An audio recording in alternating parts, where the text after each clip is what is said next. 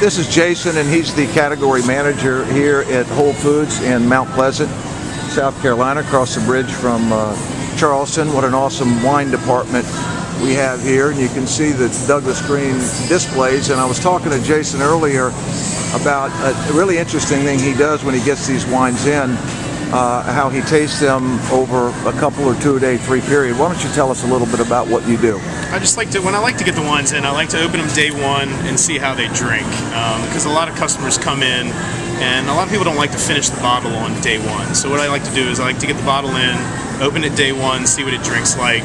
If it's a Stelvin enclosure, which both of these wines are, which is nice, I like to shut the Stelvin enclosure, put it to the side, come back to it on day 3. Day 2, try it again, see what it's like, see what's happened with the tannins, with the fruit development, with the acidity, write all that down, keep it in notes, and then do it also on day 3, because some wines develop, change characteristics, change with their fruit development, change with all kinds of different characteristics and flavors. So I do that on a whole day 1, day 2, and day 3 process. So I've done that with both of these wines, and I find that especially with the Shiraz, there's a lot of fruit on day 1, and which shocked me on a Shiraz. I expected to have a lot of tannins on day 1.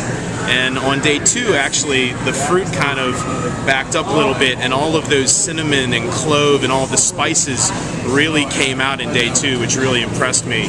And day 3, the fruit kind of came back a little bit, and it really came together, as a really more balanced wine. So day 2 and 3 really impressed me on the wine as far as on day 1. And on the Sauvignon Blanc, I found that it was really green and young on day 1. Right. And on day 2, the acidity started to back off a little bit, and the minerality really came out on day 2.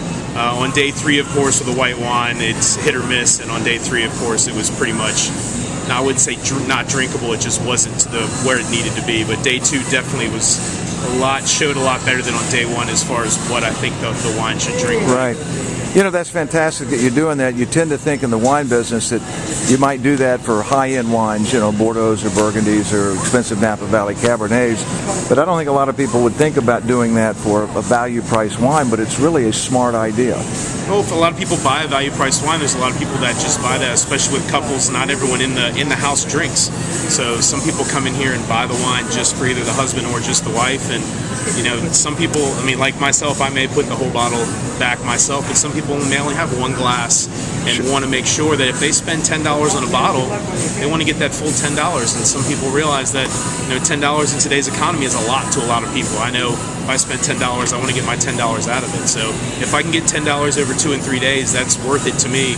And I know if I can get that from my customer, I'm going to guarantee that customer is going to come back to get that again. Stop interrupting.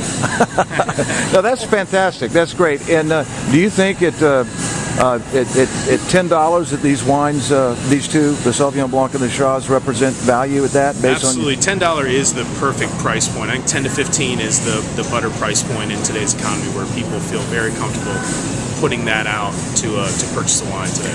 And you're a chef and a former chef, and how do you think these wines work and will integrate with a lot of the foods that people enjoy down here? I think the Sauvignon Blanc perfectly for where we are in the coastal region is going to go perfect with the oysters, with the local crustaceans and the seafood that we have here is going to go perfect with that. As far as grilled meats, I don't think it's going to be a no-brainer as far as the Shiraz to go with anything you can throw on the grill, from a burger to a hot dog to a ribeye to any of the aged meats or any of the grass-fed proteins that we have in our meat department. I think it's an easy comparison. Great, Jason. Thanks so much, and I really appreciate your input and honest evaluation. It means a lot. Thanks a lot. Absolutely. You bet.